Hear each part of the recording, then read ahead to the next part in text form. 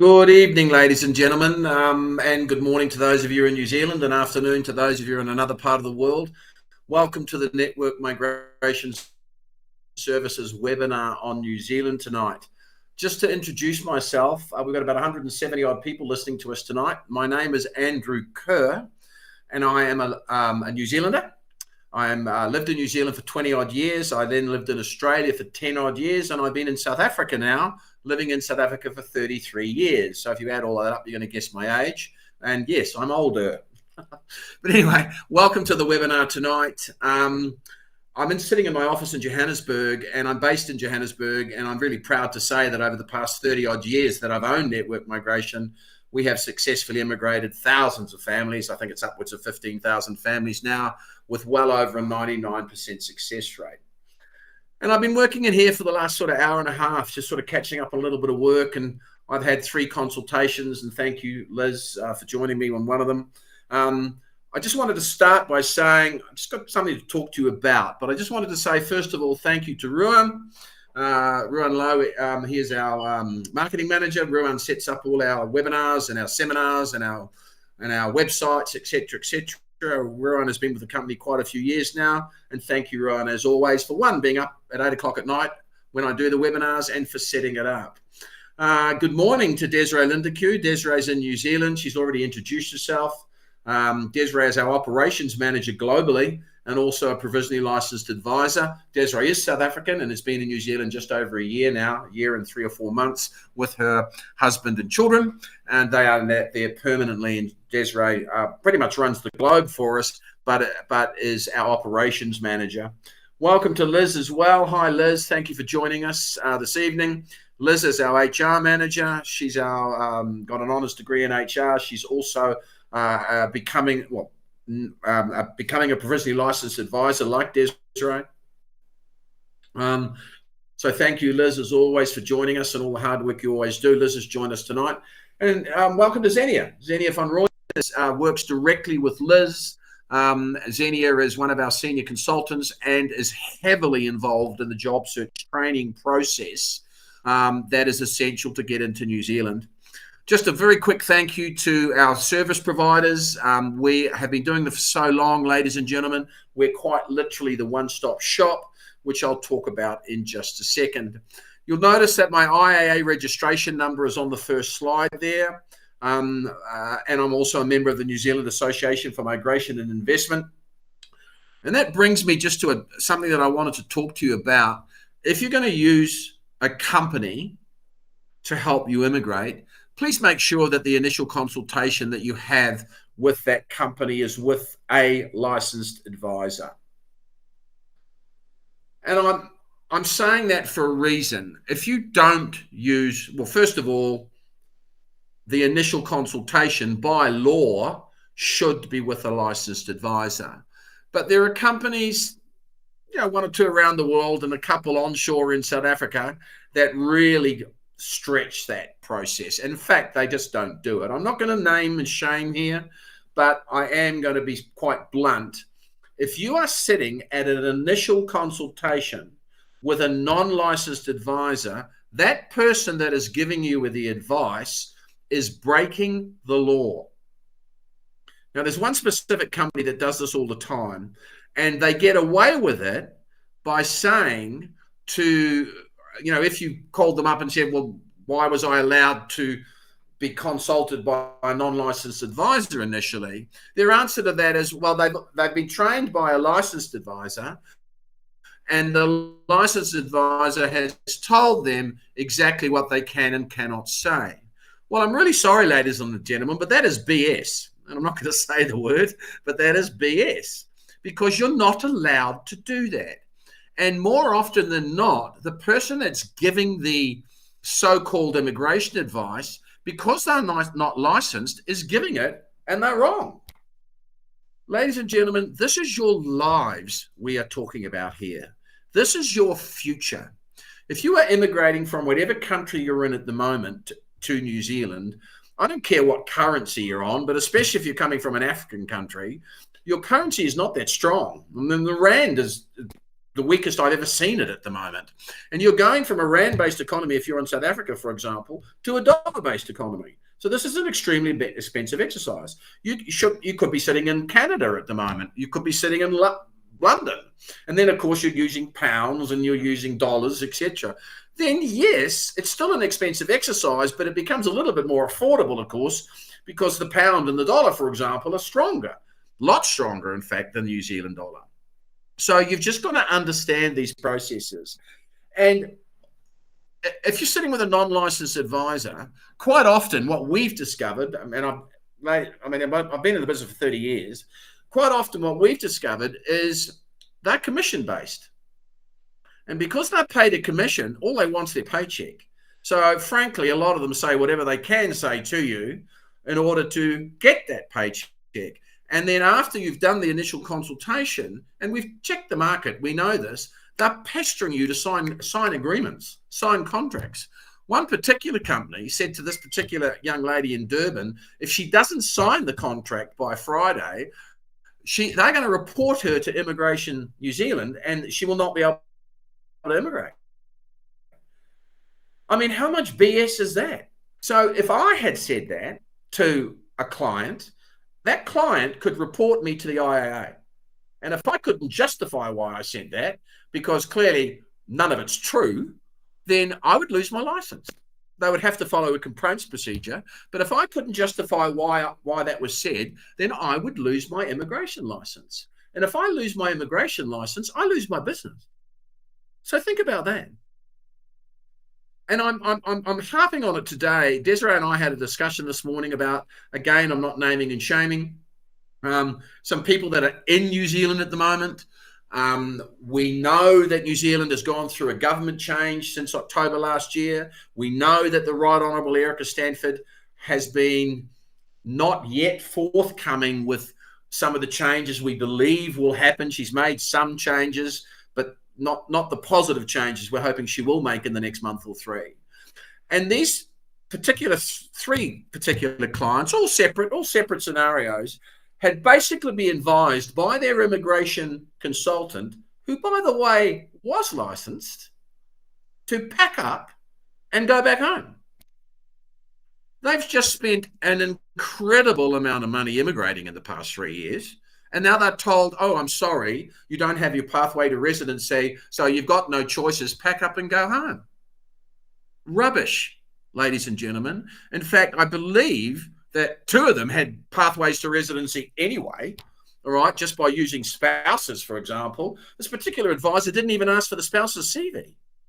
I know I'm getting a bit vehement about this, a bit aggressive about this, and I'm not wishing to sound aggressive. But while we were talking this morning in our normal Wednesday meetings, because we have meetings with the entire company on a Wednesday, I said to them, I sort of came up with a bit of a slogan, and it was, why use the rest when you can use the best? And I'm not an obnoxious individual, all right? Most New Zealanders tend to be confident, but hopefully not arrogant. And I'm not wishing to come across arrogant here, but I know from 30 years, I know from the feedback of our clients, I know from the processes, procedures, the success rate, etc., that we're really, really good at what we do.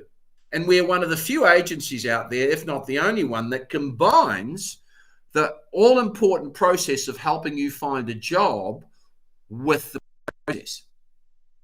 Now, coming back to some of the questions, and there was a question in the chat room from Priscilla. And Priscilla, we haven't had a consult yet, I don't believe, Priscilla. But you're saying here, I'm finding it impossible to find a job because everyone is asking for the visa. It's impossible to get a job in New Zealand because I have to have a visa first. Priscilla, if that was the case, then no one would be immigrating to New Zealand. No one. Because everyone that is the main applicant that is immigrating to New Zealand needs a job offer.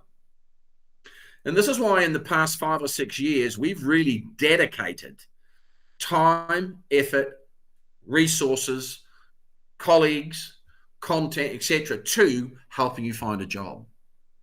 In saying that, as I said to a couple of clients that I've consulted with, I consulted up to 7 o'clock tonight, If you are not prepared to travel to New Zealand to find work, don't start this process.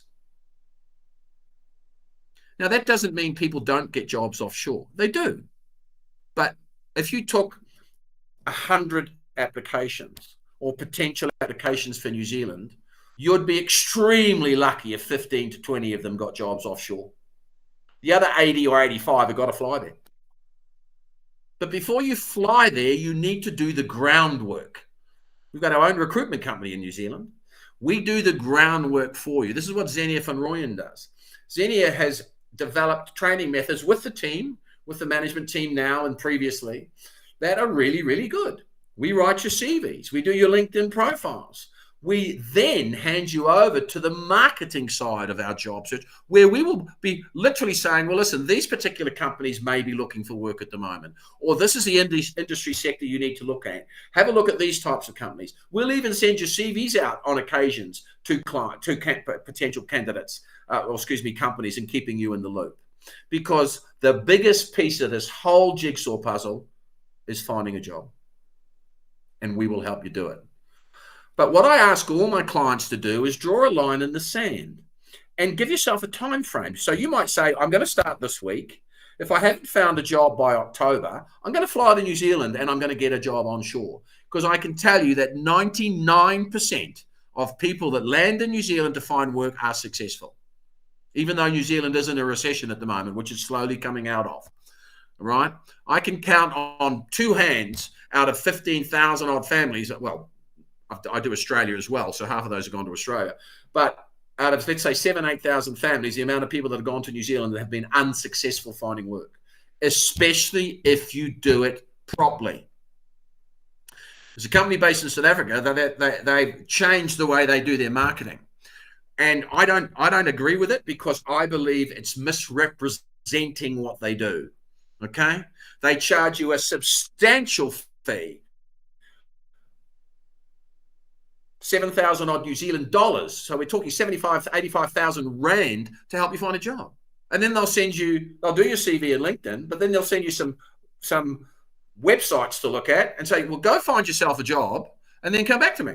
I've just paid 85,000 rand for some websites. Come on. If you want to be assessed, Ruan already put into the chat room, and by the way, clearly if you've got questions, put them in the chat room.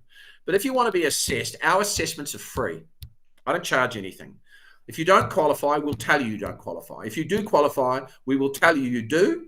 Or you might qualify for the work visa, but not qualify for residency yet. But that doesn't mean you can't go, because when you get the work visa, it's normally valid for 5 years, and you've got options in those 5 years to either upskill yourself, get a job which requires registration, I'm going to show you this shortly, or earn a high income to, of course, gain the residency application. But before you pay me a dime, or a dollar, or a rand, or a pound, we're going to tell you everything. We're going to quote you on everything, from procedures, costs, timeframes, the works. We're going to email it to you. That'll be the initial consultation where we send you the processes. And then if you want to have a consultation, if you want it face-to-face, then come through to Joburg if you want to. I had a guy drive through from Hendrina today. That's a 3-hour drive. He wanted to see us. He's an electrician. He'll walk in, but we need to get him registered and blah, blah, blah, which he now knows, and he's very comfortable. He came through with his sister. His sister's a teacher. She's lovely. So a lovely couple. But if you want a virtual meeting, Zoom, Skype, Teams, Google Meet, doesn't matter. I don't care where you are in the world. We will talk to you based on time zones. If you're in New Zealand, please email Desiree. Our emails are our first names at networkmigration.com. So mine is Andrew at networkmigration.com. Desiree, Desire, acute over the E, at networkmigration.com. You don't have to have the acute because it will pick it up. So if you're in New Zealand at the moment, or if you may be using another agent and you're not happy or you're not understanding, one of the comments Desiree told me this morning was the young lady that she'd spoken to. Funnily enough, while I was actually talking to Desiree, the lady actually emailed her and thanked her for the consultation. This lady said to Desiree, Des, in the last 20 minutes, you have told me more than my agency has told me, and I've been with them a couple of years because they were in New Zealand. but they've been told they've got no pathway to residency, and they do. So if you're going to deal with somebody, a third party like an agent, one, make sure they're licensed, because that protects you as the consumer. Okay, because when you're licensed, depending on how they run their processes, your money should be held in a trust account, and you can only draw down on that money as and when the company achieves certain goals through the process.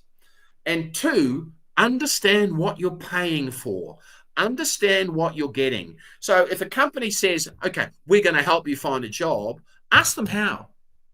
Ask them what do they do to help you find a job.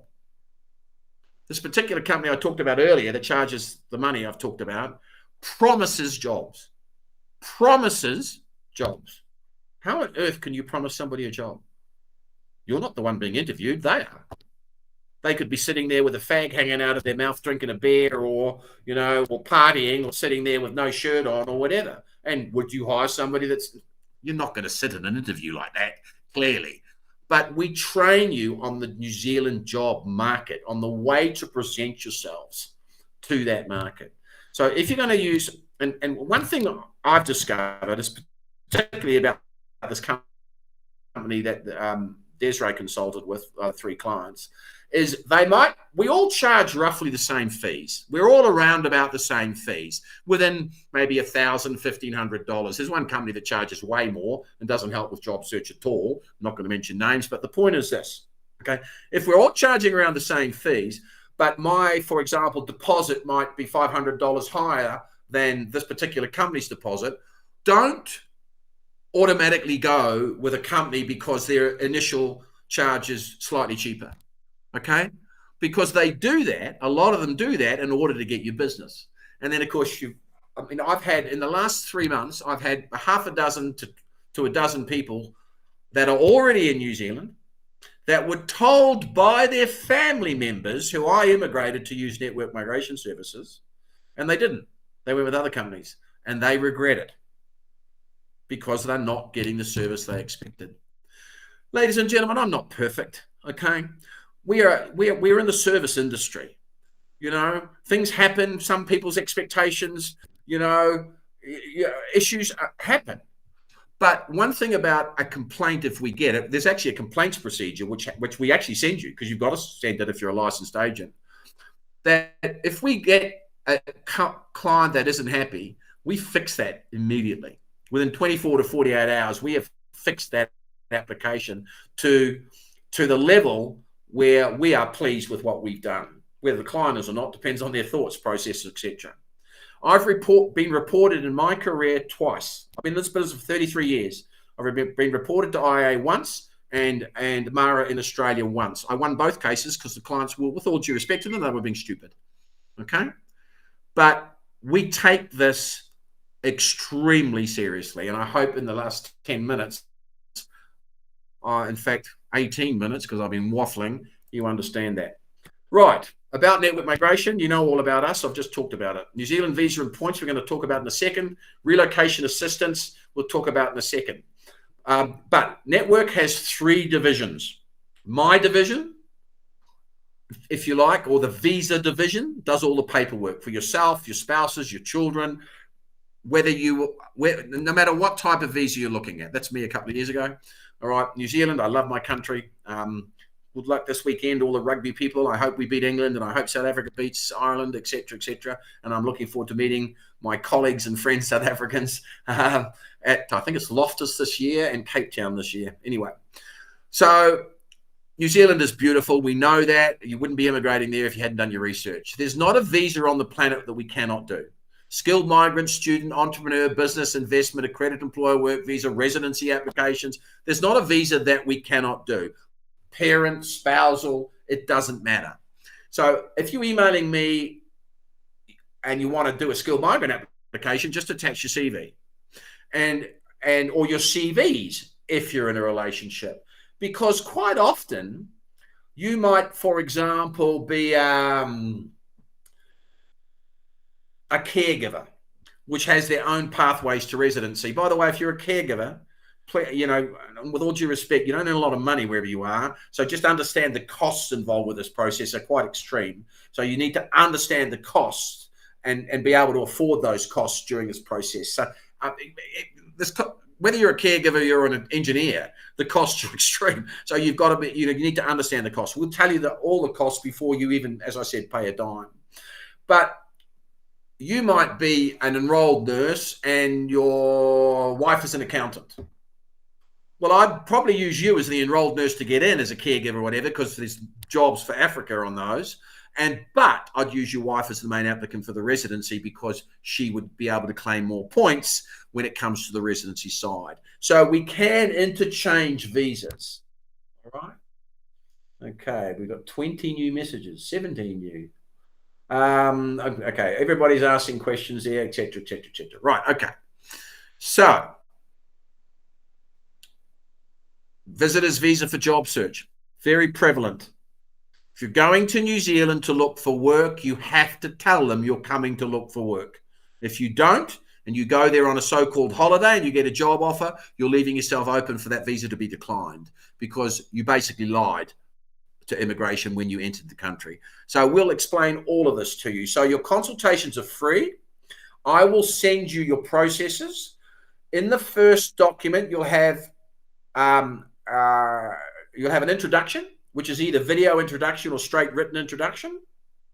Just listen to the videos. They're only 60 seconds long. And then scroll down to the 3 attachments, please, and open and read the attachments. The first attachment is always your pathway to a work visa and or residency. That's always in the first attachment. And in the first attachment are your costs, and they're all government fees payable to institutions, for example, like Electrical Workers Board or Teachers Board, or paying for your work visa or child student visa or whatever. They're all in the first document. Our second document is always our quote for the services, which are either we give you a full-on payment where you can get a discount if you pay in full because your money's held in trust anyway, or you can break the payments down. And the third document is an assessment form. So if you want to get the ball rolling, you'd fill in an assessment form, pick a payment plan, send it back to us, and then we'd send you the agreement. Ladies and gentlemen, please don't send me assessment forms if you're not wanting to get cracking. It's just wasting everybody's professional time. All right. Lately, because once you send the assessment form back and the payment plan, we send you the agreement, and the agreement outlines all the costs, everything. All right. So if you're wanting that, we're happy. We'd be honored to assist you, proud to assist you. But don't send me assessment forms unless you're getting the ball rolling, because otherwise it's just wasting some extremely valuable time. And with all due respect, I mean, we've got 21 team members that work for this company, and we're all extremely busy. So, only send the assessment form back if you're really wanting to get cracking. But I would strongly suggest that before you do that, we have a consultation, either face-to-face, as I mentioned earlier, or Zoom, Skype, Teams, or Google Meet, because they're free. And understand, once you've got all the information, which is free, you can then go, they can use us or go and use another organization, or you will be armed with all of the knowledge to understand potentially how to look at doing this yourself. Okay? So either use a licensed agent or do it yourself is basically what I'm saying. But make sure that licensed agent, make sure the first consultation is always with a licensed agent. I just need you to listen to this. It's about 1.5 minutes long. Just have a listen to it, because it explains the process of getting your work visa.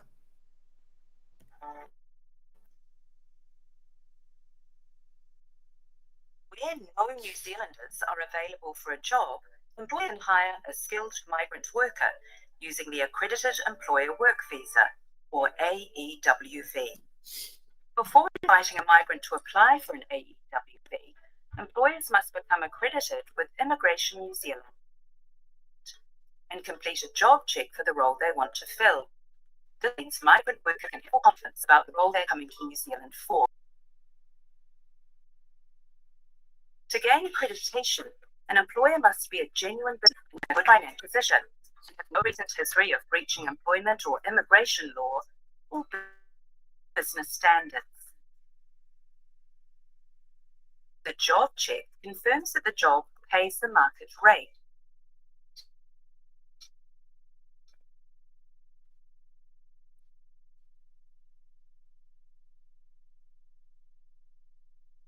And the terms and conditions of the contract. with New Zealand's standard checklist to prove no New Zealand citizens fail with the job. Also, you will be sent an email containing a link. This means you can access the online portal and apply for your visa. Application process is all done online, where you will fill in your details and upload supporting documentation.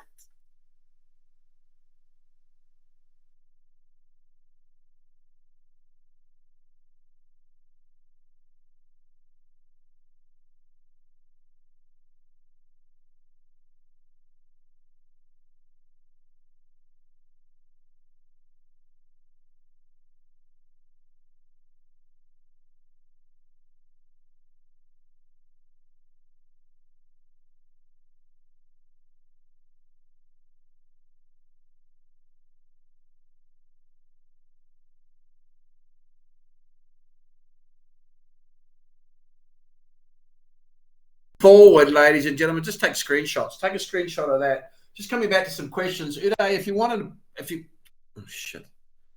Sorry guys, the sharing's gone. Just give me a second.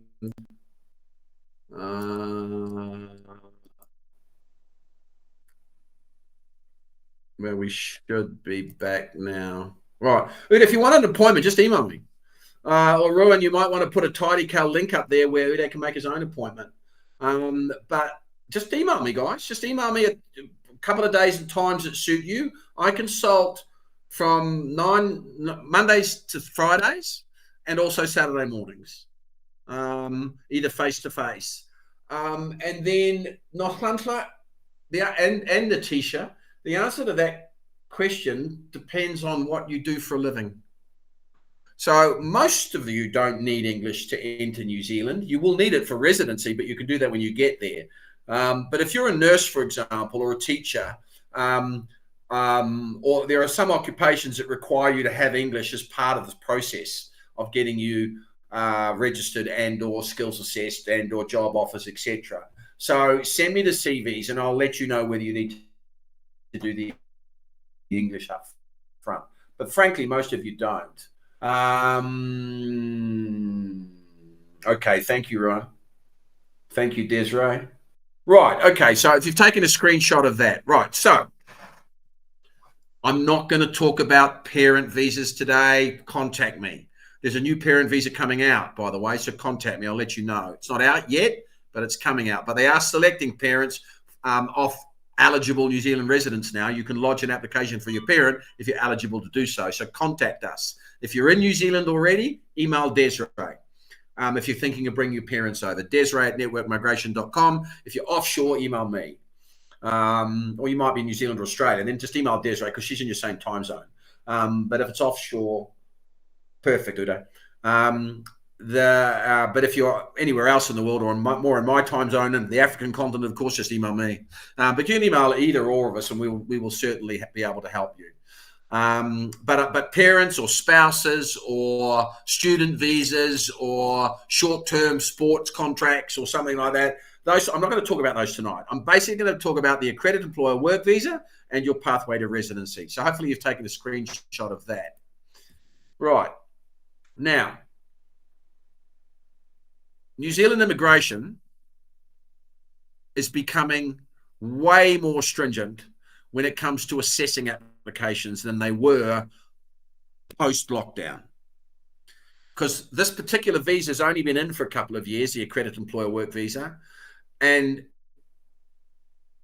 in the initial process, it looked quite easy. And under the previous government, unfortunately, a lot of applications were accepted that were what we call lower skilled workers. And that's not really what New Zealand wants. That New Zealand wants workers, by all means, but not necessarily lower skilled. Anyway, so I'm not going to delve into those. I can talk to you about that privately. But they've become very, very meticulous on requiring evidence now that you are the best person for the job, that you have the relevant work experience and or qualifications relevant the job. So obligations have changed. I'm not going to read stuff to you. This webinar is going to be sent to you tomorrow. All of you, all you 185 people that were booked, you're going to get this webinar tomorrow. And I'm sorry about the sound, guys, but I'm assuming it's not me, because clearly a lot of people are hearing us. Maybe I'm not sure if Rowan, I've said log in, log out, log in again. It'll help. But you will get this recorded to you, sent in the morning. Everybody that's booked tonight will get this. Job checks got to be a substantial match now. Job checks, genuine attempts to recruit Kiwis. So you're going to need a lot more. Well, we've certainly noticed that we're supplying a lot more information. Yeah, good, Salo. Just wait for tomorrow. We're needing to supply New Zealand a lot more information in order for them to be approving your application, which is clearly what you want to do. Job checks are now requiring supporting evidence, skills thresholds, etc., etc.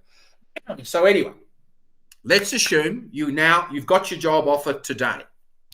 The job offer meets the requirements for the migration process. I'm going to show you some slides on that in just a second. So hopefully you're just taking photos, or if you're on a laptop, take screenshots of these slides. If you're on your phone, you've got your phone handy, just take a photo of these pages. But you will get this tomorrow, remember. Okay? So these are just some changes, etc., etc. Again, I'm not going to read them. English language requirement, equivalent length of maximum stays, balance of 5-year applications. Just take photos of that as well. So in 90% of cases, you've got your job offer today. We submit the application to Immigration New Zealand once we receive the job token from the employer. So what happens is you had your interviews, you finally got your contract of employment. Before you sign it, please let us look at it to make sure it matches the job application or the job ad. Your skill sets match the application or the job title and the ANSCO code. ANSCO, by the way, stands for Australia, New Zealand Standard Classification of your occupation. So all occupations have an ANSCO code. Doesn't matter whether you're a waiter or you're a chemical engineer. You've all got ANSCO codes. So we want to make sure that the job offer you sign marries up with the processes that the company needs you for and advertise for. Okay, so before you sign it, if you're my client, please let us have a quick squiz at it. It only takes half an hour. We have a quick squiz at your contract, and then we email you back and say, right, John, sign the contract, everything's A for a way. Or we might email you back and say, well, listen, this ain't going to work because of bang, bang, bang. So it's very, very important that we get involved from the get-go. We'll even happily deal with the employers for free. We don't charge the employers anything, unless, of course, they want us to do some work for them, and then we'll charge Desiree would charge them onshore to assist them with that, a few $100, whatever it is. All right. So these are a little bit misleading, but these have been published recently.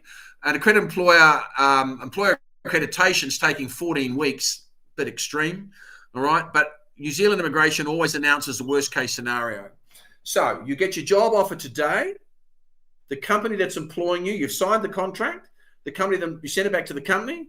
They then apply for the job token on your behalf. The job token is basically in layman's terms, they're saying to immigration, we would like to hire Andrew Kerr, please. Here's the details. We're forwarding you all those details. Immigration checks everything, agrees with it, and sends you back a job token. If you're a single individual, you're going to get one job token. And that's a portal. If you're married or in a family, you're going to get multiple portals, 2 portals to log into. One portal is always for the main applicant, and other portals, of course, are for spouses and children. Okay. So we then upload all your documents into that portal, into the immigration website. And the processing time from upload used to take ±3 weeks. Well, it's now taking between 6 to 8. And it's only because of the processes and procedures that INZ have now jumped on. They're making sure that that everything is I's dotted and T's crossed. And previously, unfortunately, weren't doing that. And that's why a lot of unskilled workers got into New Zealand and put a bit of pressure on INZ. Anyway. Right. Now, when you get your work visa, it's generally valid for 5 years. On that work visa, you'd still be entitled to free public schooling and medical. Sometime in that 5 years, you need to be prepared and ready to lodge a residency application. If you're in an occupation that has an opportunity to go straight to residence, for example, ICT database systems administrators, mechanical engineering technicians. These guys were added to the lists. So and you can see down below here, corrections office has been added to the list, etc., etc. But let me just go to the next slide. All right. If your ANSCO, your occupational title, is an ANSCO 1 to 3, which most of you would be, by the way, you must be on at least minimum $29.66 an hour. Now that's, as you can see, $62,000 odd a year. It's quite a low salary, but if you're not on that and it's an ANSCO 1 to 3 without an exemption, if they offer you less, immigration won't give you the visa. If it's an ANSCO 4 to 5, then you need to look at that salary if you're wanting a residency pathway. And it'll be extremely rare that an ANSCO 4 to 5, a lower skilled applicant, would receive $92,500 a year. So be careful there. Okay. This is Green List Tier 1. If you are on Green List Tier 1, you can apply for residency straight away. You don't have to. You can still apply for your work visas, get in, have your 5-year work visa, and then when you're feeling comfortable, you can then do the residency application whilst you're on shore. Because residency, for example, might require your skills to be assessed. Residency will require English tests for everybody 16 years and over. Now, for the work visa, 90% of the time, you don't need the English tests. And also, quite often, you don't need the skills assessments. So you can save some money, of course, by not doing that now. But the advantage of going straight to residency is you'd actually be bypassing your work visa, so you'd save all the work visa costs. So keep that in mind, okay? So that's your Green List Tier 1. Anybody that's in these, that meets the requirements of Green List Tier 1. So, for example, you might be a chemical engineer with a diploma. Well, and that's not strong enough. You need a degree. Okay, so doesn't mean you can't get in if you've got the diploma. It just means you can't use Green List Tier 1 for residency. So anybody that's on Green List Tier 1 can lodge residency anytime in that 5 years. These were added to Green List Tier 1 recently, a year or so ago, etc. As you can see, they're mostly in the healthcare industry. Okay. Your other pathway to residency is what we call Green List Tier 2. Remember, you've got your 5-year work visa. Green List Tier 2 means that after 2 years of working in New Zealand, then you lodge your residency application. It's the old work to residence visa under the old SMC policy. So if you are a motor mechanic, diesel mechanic, drain layer, automotive electrician, blah, blah, there's some other occupations, excuse me, back here, then you can lodge your residency application after 2 years. Recently added in May this year, secondary school teachers were added to the skills list. We were on a call this morning, Liz and I, with a lovely gentleman working for Cambridge College. Anyway, they're coming over here to look for teachers. So if you're a teacher, please send us your CVs. Okay. And then roles exempt from the accredited employer medium wage. You've got some of the construction industry sectors, like solid plasterers, wall and floor tilers, etc. Remember I said you need to earn $29.66? Well, in these occupations, you don't. You need to be earning $26.69, for example. Care force workers, $28.25 there. Tourism, hospitality, as you can see here, everything from a commercial housekeeper to a hotel or motel receptionist. Okay, you've still got to prove you're capable of doing the job. You're still going to need proof, even if you don't have a qualification. You're going to need some work experience of between 1 to 5 years. Right, now, you've got Green List Tier 1 to get residency, Green List Tier 2, or high income, which I'll show you now, a job which requires registration, or the standard qualification points test and work experience in New Zealand. All of these give you points. So let's show you. This is the way the median wages increased from 2018 to now. The median wage is now up to $31.61, but you don't need $31.61 to get in. You only need $29.66 to get in. Okay. Then if you've got qualifications, here are your points. Now you might be saying, well, hold on, I've got a PhD. Does that mean I can apply for residency straight away? The answer to that is actually no. You still need the job offer, and you need to work in New Zealand for a short period of time. By short, I'm meaning 3 to 6 months, and then you can lodge residency. Okay, you've got a master's degree, you've got 5 points.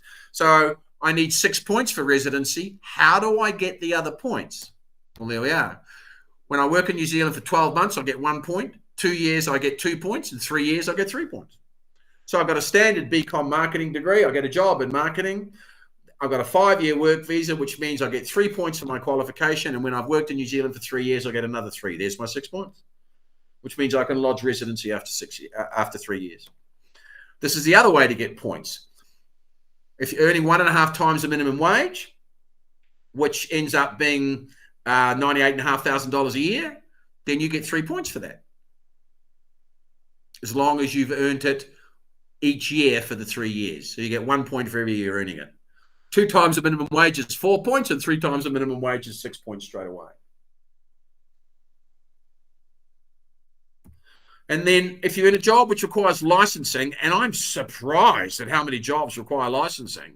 I mean, clearly anything in the medical field, dentistry, blah, blah, blah, you know, et cetera, dietitians, midwives, nurses, clinical psychologists, etc., paramedics, pharmacists, physiotherapists, occupational therapists, teachers, vets, social workers, psychotherapists, cadastral surveyors, electricians, cable jointers, engineers, carpenters, bricklayers, etc., architects, plumbers, gas fitters, etc. So there's accountants, licensed immigration advisors. We get 6 points straight away. So there's lots of ways to make up your points. And remember, you've got 5 years to do it. Okay. Network has 3 divisions.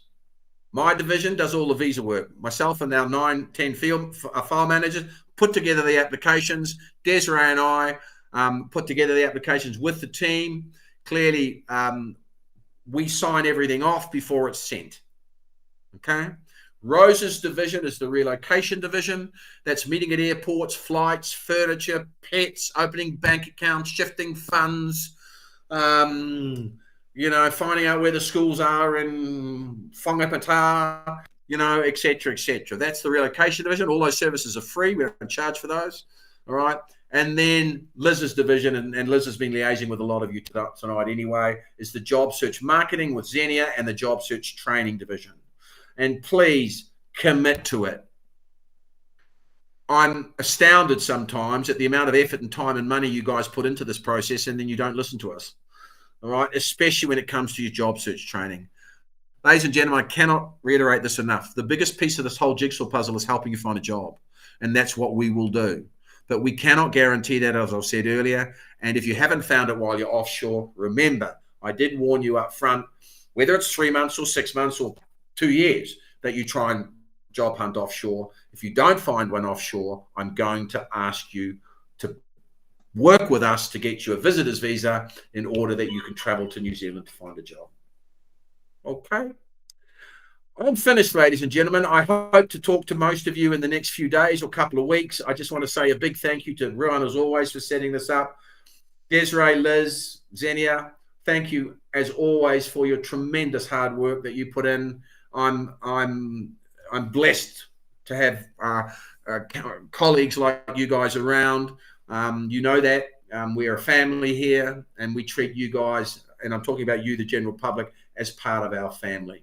So I'm gonna log off now. You've got our email addresses. Remember, at networkmigration.com, and our first names: Andrew at networkmigration.com, Desiree at networkmigration.com, Liz at networkmigration.com, and so on. Okay.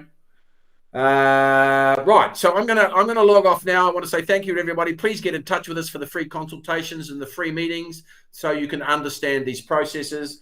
I just wanted to say have a fantastic day or evening wherever you are, and thank you so much for listening to me tonight. Stay safe, everybody.